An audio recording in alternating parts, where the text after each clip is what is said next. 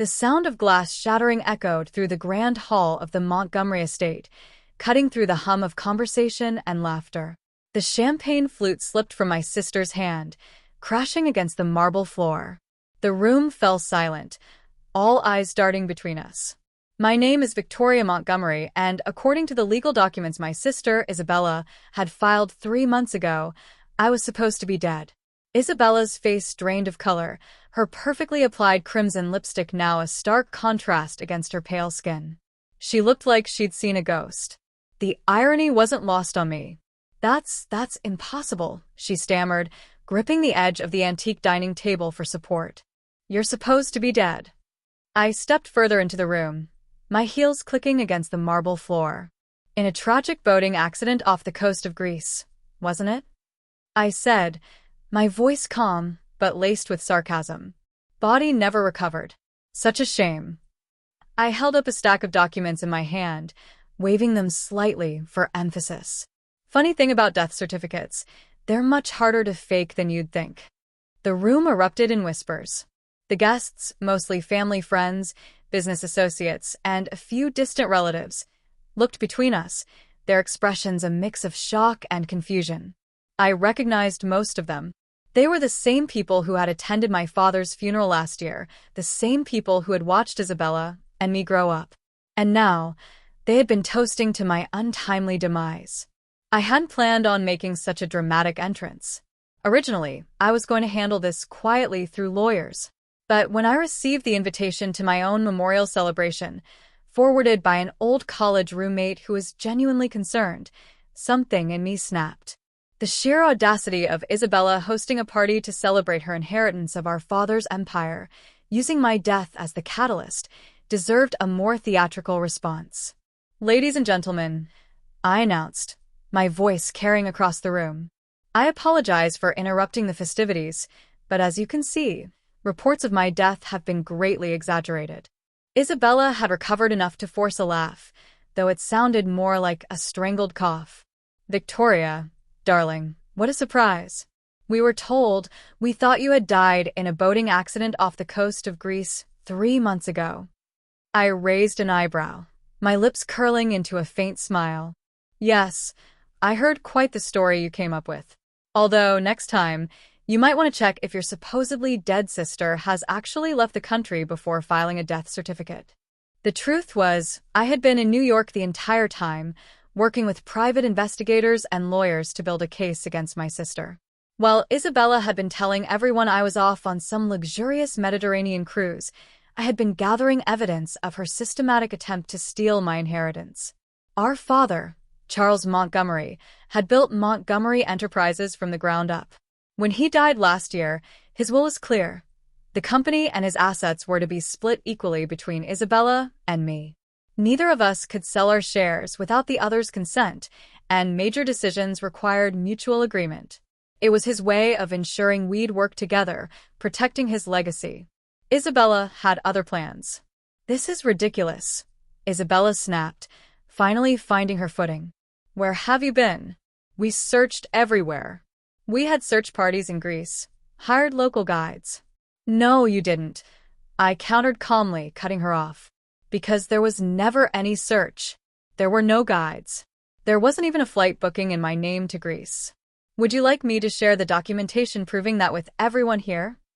The room grew impossibly quiet. These people had known our family for years. They had watched Isabella and me grow up, attended my high school graduation, my college commencement, celebrated my promotions at Montgomery Enterprises. Now, they were witnessing something none of them had expected, the systematic unraveling of a carefully orchestrated fraud. I can explain, Isabella began, but I cut her off. Oh, I'm sure you can, I said, my voice dripping with sarcasm. Just like you explained to the board how I'd signed over my voting rights to you before my tragic accident. Or how you explained to the estate lawyer that I had amended my will to leave everything to you. I turned to address the crowd. Did my sister mention that part during the toast? How convenient it was that I supposedly changed my will just weeks before my death. A will that left my entire share of Montgomery Enterprises, worth roughly $2 billion, to her? The whispers grew louder. I could see several board members exchanging concerned glances. They had voted to approve Isabella's takeover of my position based on documents she had provided, documents that were now obviously fraudulent. "You're ruining everything," Isabella hissed, stepping closer to me. Her perfectly composed facade was cracking, revealing the desperation beneath. "I had to do it. You were going to sell your shares." "That's interesting," I replied, loud enough for everyone to hear, considering I'd never even discussed selling. In fact, the last conversation I had with the board was about expanding our renewable energy division, a plan you shut down the moment you thought I was out of the picture. I pulled out a specific document from my stack. Would anyone like to see the real estate listings Isabella was already exploring? Apparently, she planned to sell our father's company to Blackstone Corp as soon as she had full control. The same company Dad refused to sell to for years because of their terrible environmental record. Isabella's face contorted with rage. "You self-righteous bitch. You have no idea what it's been like, always being second best. Dad's perfect eldest daughter, the one who understood the business, who shared his vision. I was just the spare, the backup plan. So you decided to kill me off?" I asked incredulously. "File a fake death certificate, forge documents, and throw a party to celebrate? You weren't supposed to be here," she screamed, finally losing all composure. "You were supposed to be in Greece. The guides were paid to confirm your accident. Everything was perfect." The room fell silent again, but this time, the silence was heavy with shock. Isabella's words hung in the air, a confession none of us had expected. She had just admitted, in front of 50 witnesses, that she had orchestrated the whole thing. I saw Mr. Harrison, our family lawyer, already pulling out his phone. Several board members were doing the same. Isabella must have realized what she had done because her face suddenly went slack with horror. "I think," I said quietly, "this party is over." As if on cue, 2 police officers entered the room, followed by Detective Sarah Martinez, the lead investigator I'd been working with for the past 3 months. Isabella's eyes darted between them and me, realization dawning. "You planned this," she whispered. "You knew I'd have this party." I nodded. "Just like you planned my death. The difference is my plan was legal." As the officers approached Isabella, I felt no satisfaction, only a deep sadness. This was my sister, the same person who had held my hand at Dad's funeral, who had once been my closest confidant. Somewhere along the way, she had let bitterness and greed corrupt her completely. "Miss Montgomery," Detective Martinez said, addressing Isabella, "we have a warrant for your arrest on charges of fraud, forgery, and attempted theft by deception. We'll need you to come with us." Isabella's face crumpled. "Victoria, please, you can't do this. We're family." "Yes, we are," I agreed. "Which is why I tried to protect you from yourself for years. But this? Declaring me dead, trying to steal everything Dad built? That's not what family does." As the officers led Isabella away, the party guests began to disperse, murmuring among themselves. I knew this would be all over the business news tomorrow. The Montgomery family drama would make headlines. But right now, I couldn't bring myself to care.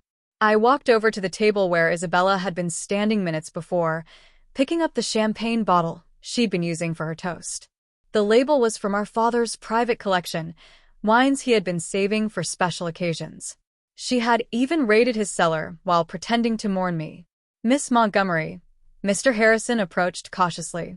"The board would like to meet first thing tomorrow morning to discuss reinstating your position and reviewing all decisions made during your absence." I nodded, still staring at the champagne bottle. "I'll be there. And Harry, make sure all company operations are frozen until we can verify every document Isabella handled in the past 3 months." He hesitated. "There's something else you should know.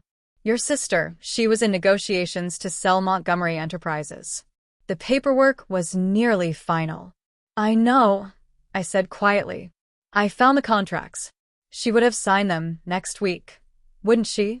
"Yes," he replied. "Once she was confident your death certificate wouldn't be questioned." I finally set down the champagne bottle. "Well then, I guess it's good I crashed my own memorial party." As the last guest filed out, I found myself alone in the vast dining room of our family estate. Family photos lined the walls. Mom and Dad on their wedding day, Isabella and me as children, the four of us on vacation. Happy memories that now felt tainted by Isabella's betrayal. The sound of heels clicking on marble made me turn. Detective Martinez had returned. "We'll need you to come down to the station tomorrow to give a formal statement," she said. "Your sister's already asking for a lawyer." "Of course she is," I murmured. She always was good at looking out for herself. The detective studied me for a moment. "You know, in all my years on the force, I've never had someone work this hard to gather evidence against their own sibling. Most people would have just confronted her immediately." I thought about that. Why had I spent 3 months building a case instead of exposing Isabella right away? The answer came easily. Because I needed to understand why. I explained. I needed to know if this was a desperate act, or if she had really planned to erase me, to take everything Dad built and sell it off like it meant nothing. "And now you know," Detective Martinez said gently. "Yes," I agreed, looking around the room one last time. "Now I know." The morning after my dramatic return from the dead, I sat in my father's old office at Montgomery Enterprises, surrounded by the remnants of Isabella's brief reign. She had redecorated, of course. Gone were Dad's vintage photographs of our first factory, replaced with modern abstract art. His worn leather chair had been swapped for something sleek and chrome. It was as if she had tried to erase every trace of him, just as she had tried to erase me. The boardroom was silent as I entered. 12 pairs of eyes turned to me, some filled with guilt, others with curiosity. These were people who had known me for years, some since I was a child visiting Dad at work. Yet, 3 months ago, they had believed Isabella's lies without question, accepting my supposed death without investigation. "Good morning," I said, taking my seat at the head of the table. "I believe we have a lot to discuss." Harrison Woods, our lead counsel, cleared his throat. "Miss Montgomery, on behalf of the board, I want to express our deepest apologies. We should have verified the documentation more thoroughly." "Yes, you should have." I cut in, my tone sharp but controlled. "But that's not why we're here. I need to know exactly what my sister did during her 3 months in control." The next 2 hours were a systematic dismantling of Isabella's schemes. She hadn't just planned to sell the company.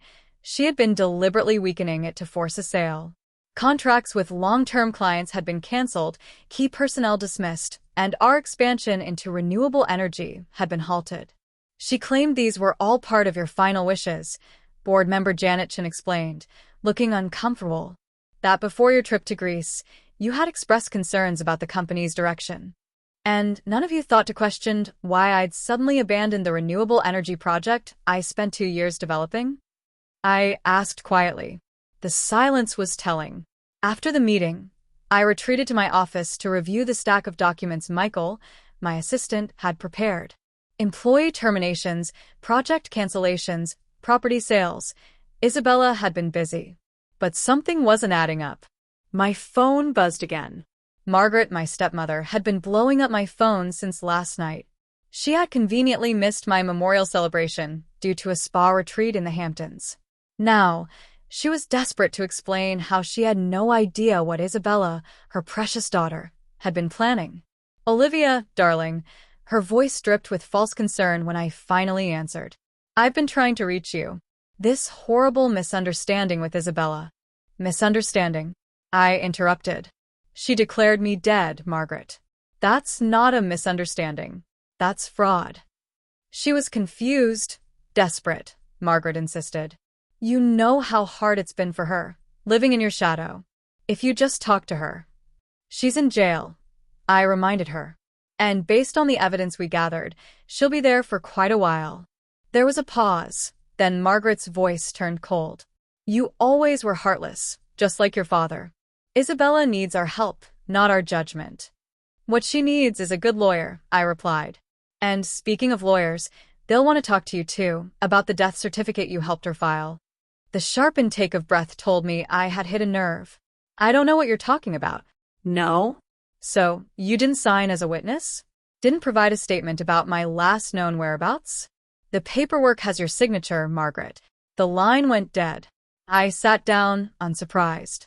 Margaret had always favored Isabella, her biological daughter from her first marriage. When she married Dad 15 years ago, she had brought 4-year-old Isabella into our lives. I was 7, old enough to remember how Margaret had systematically tried to push me aside, to make Isabella the center of everything. Dad had been oblivious, caught up in running the company, or maybe he had noticed, but chose to ignore it for the sake of peace. Either way, it had created a dynamic that ultimately ended with Isabella trying to have me declared dead. A knock at my door interrupted my thoughts. Detective Martinez stood there, looking grimmer than usual. "We need to talk," she said, closing the door behind her. "We found something in your sister's apartment." She placed a file on my desk. Inside were emails between Isabella and Blackstone Corp, dating back 6 months, long before Dad's death. She was planning this before he died, I realized, scanning the correspondence. She was negotiating with Blackstone while Dad was still alive. "There's more," Martinez said quietly. "We found some interesting financial transfers, large sums of money moving through offshore accounts, all tied to your sister and your stepmother." I looked up sharply. "Margaret was involved?" "It appears so," Martinez confirmed. "And there's something else you should know." She hesitated. "We've been investigating Blackstone Corp for various financial irregularities. Your sister's involvement with them goes beyond just selling the company. She was helping them hide money, using Montgomery Enterprises as a front." The implications hit me hard. This wasn't just about inheritance or sibling rivalry. Isabella had been involved in something much bigger, much darker. "I need to see her," I said suddenly. Martinez raised an eyebrow. "Are you sure that's wise?" "No," I admitted. "But I need to understand why. Really why." An hour later, I sat in an interview room at the county jail, waiting for Isabella to be brought in.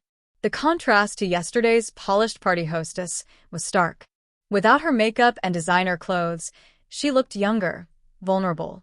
"Come to gloat?" she asked, sitting down across from me. "How long were you working with Blackstone?" I asked instead. She stiffened slightly.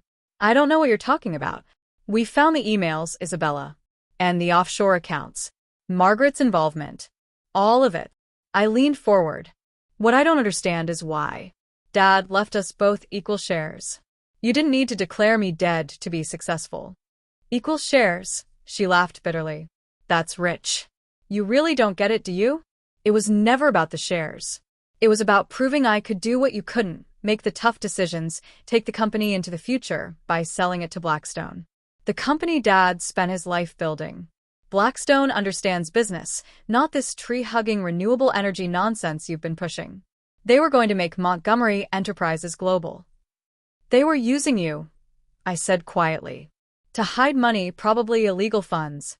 Did you really think they'd keep you around once they had control?" Something flickered in her eyes, doubt, maybe fear. "You don't know anything. I know Blackstone is under federal investigation. I know Margaret's been moving money through offshore accounts for months. And I know you're facing serious charges, fraud, money laundering, conspiracy." "Stop," she whispered. "Help me understand, Isabella. Was it worth it? Trying to erase me, betraying everything Dad built, just to prove you could?" She stared at her hands for a long moment. When she looked up, her eyes were wet. "He always loved you more. His real daughter. The one who understood business, who shared his precious vision. Do you know what it's like, growing up in that shadow?" "So, you decided to eliminate the shadow?" I asked. "Mom said, she said it would be easy.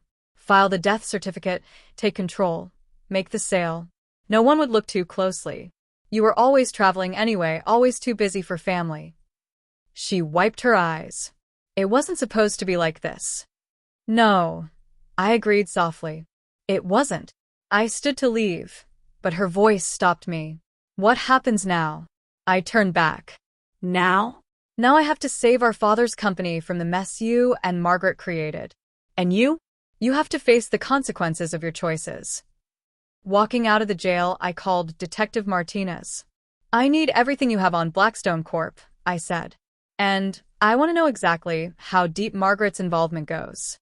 Already working on it, she replied. But Olivia, be careful. People who move this kind of money don't like exposure. I looked up at the Montgomery Enterprises building, gleaming in the afternoon sun. Dad had built this company from nothing, turned it into something that mattered. He trusted Isabella and me to protect it together. One of us had betrayed that trust, but I was still here, still standing. And I had work to do. Send me what you have, I told Martinez. It's time to find out exactly what my sister and stepmother have been hiding. The files spread across my desk painted a disturbing picture. For the past 3 hours, I had been piecing together the web of transactions between Montgomery Enterprises, Blackstone Corp., and various shell companies. Each connection led to something darker: money laundering, offshore accounts, and now, as Detective Martinez had hinted, something even more sinister. A knock at my door interrupted my thoughts. Michael, my assistant, appeared. Miss Montgomery, there's someone here from the FBI. I looked up to see a tall woman in a dark suit. Agent Lisa Kendrick, she introduced herself, showing her credentials. We need to talk about Blackstone Corp. And your stepmother.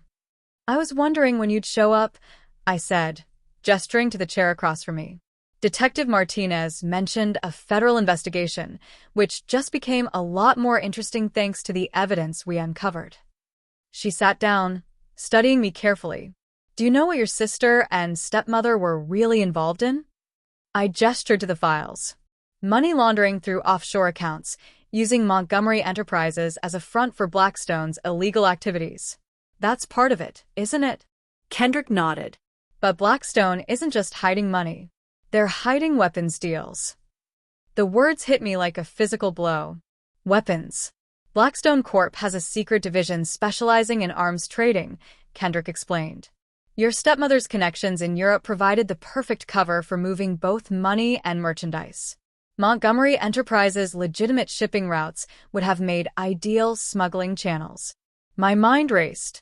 The canceled contracts, the dismissed employees, the sudden interest in our shipping division. It all made horrible sense. Isabella, I started, was probably in over her head. Kendrick finished my thought. But Margaret Pierce knew exactly what she was doing. We've been building a case against her for months. Your death actually helped us. It made them sloppy. My phone buzzed. An unknown number. The message was short and chilling. Roof. Now. Come alone, or the documents go public. I showed it to Kendrick. Looks like someone's nervous. She reached for her phone, but I stopped her. Wait. Let me handle this. Miss Montgomery, these people are dangerous. They're also desperate. Let me talk to them first. Have your team ready, but don't move in unless necessary. She hesitated, then nodded. 5 minutes. Then we come in. The roof of Montgomery Enterprises had always been my favorite place to think. Dad, and I used to come up here sometimes, looking out over the city he loved. Now Margaret stood at the edge, her designer outfit immaculate as always. I was wondering when you'd figure it out, she said without turning around. The weapons, the money laundering, using your father's company as a front. I moved closer. I'm still trying to understand how you could do this to him. She laughed, a brittle sound. Your father was a fool. All that potential, all those resources, and he wanted to invest in wind farms and solar panels. Blackstone saw the real opportunity.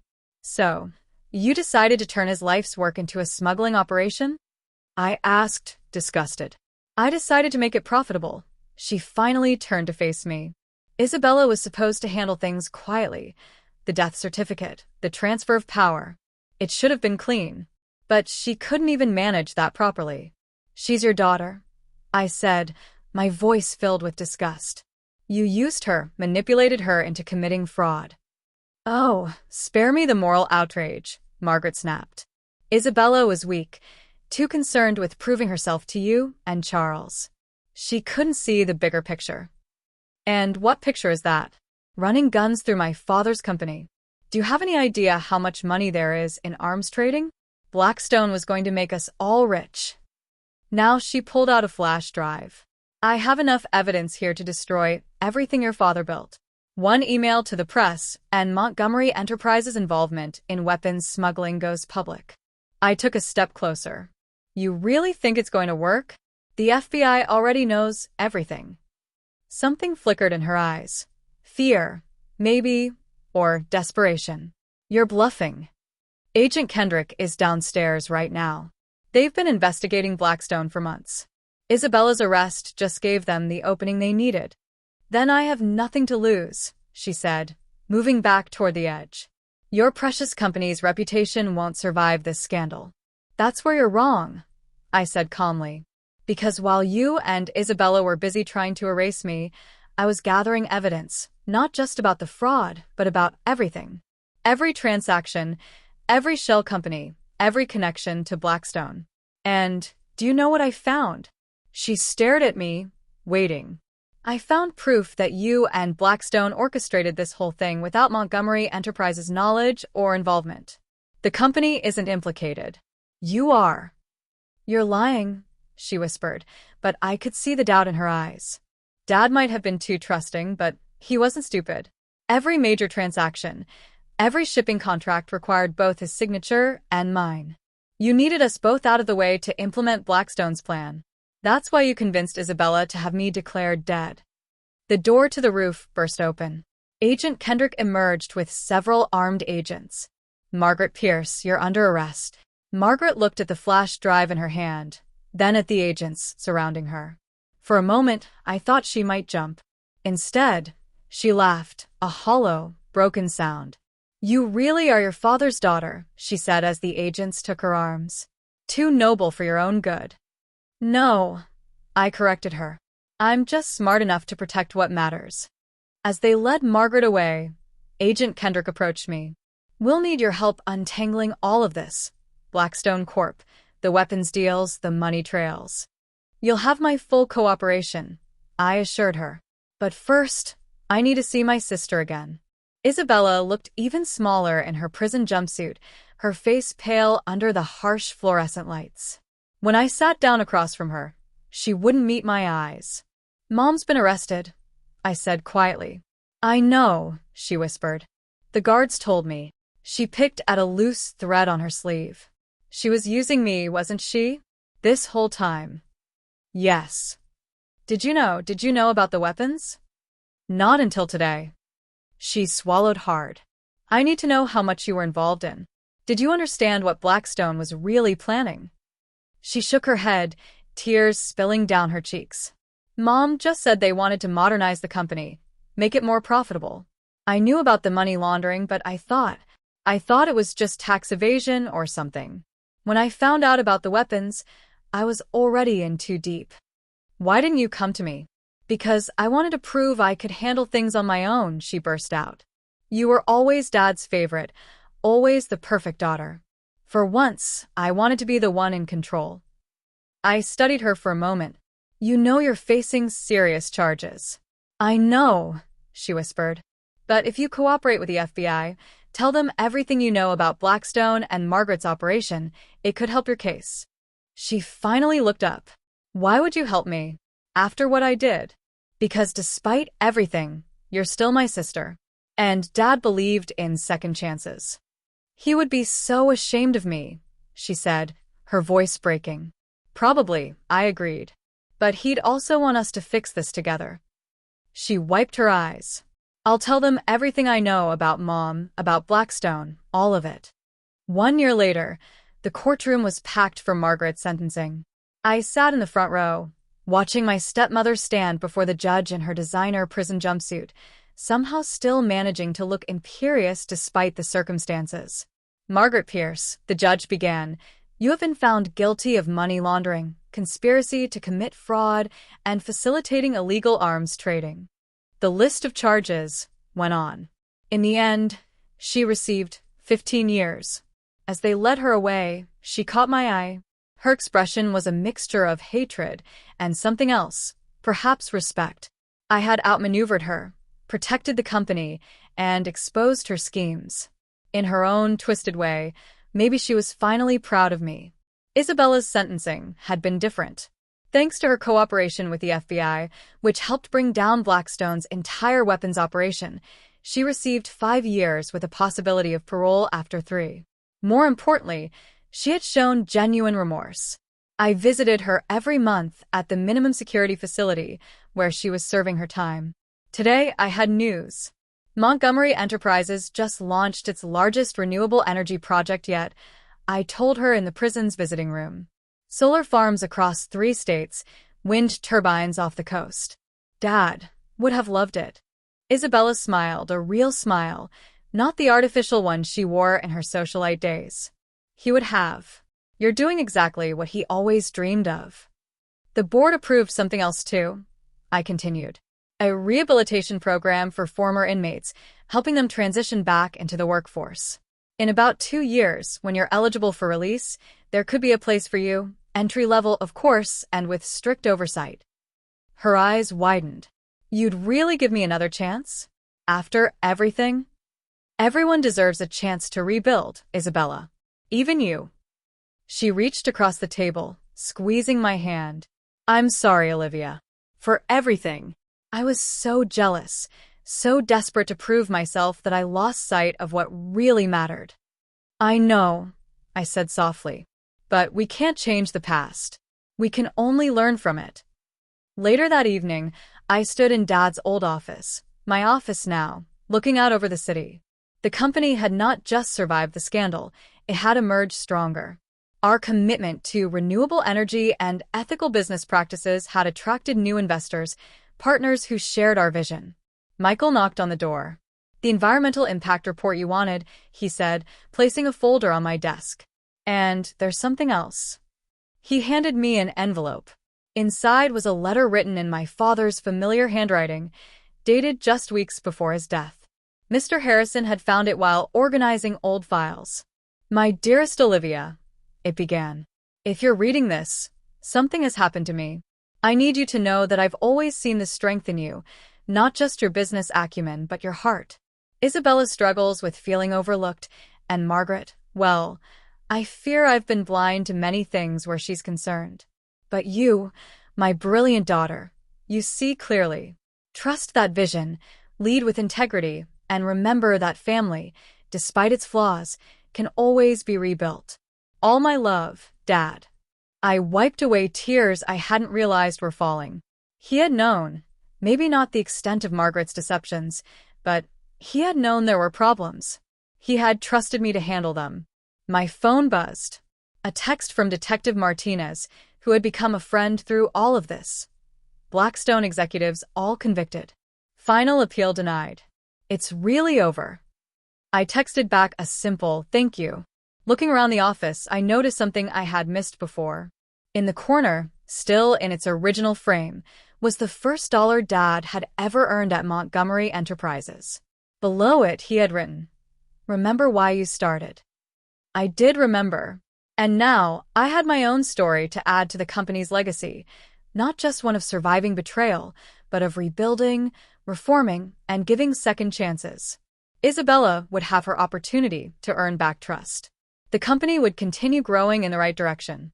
And I would keep moving forward, carrying the lessons of the past year. That strength comes in many forms, that forgiveness doesn't mean forgetting, and that sometimes the hardest trials lead to the most important transformations. Dad had built this company on dreams of making the world better. Despite everything that had happened, that dream was still alive, different, perhaps, tempered by experience and wisdom, but alive. And really, that's the best legacy anyone could ask for.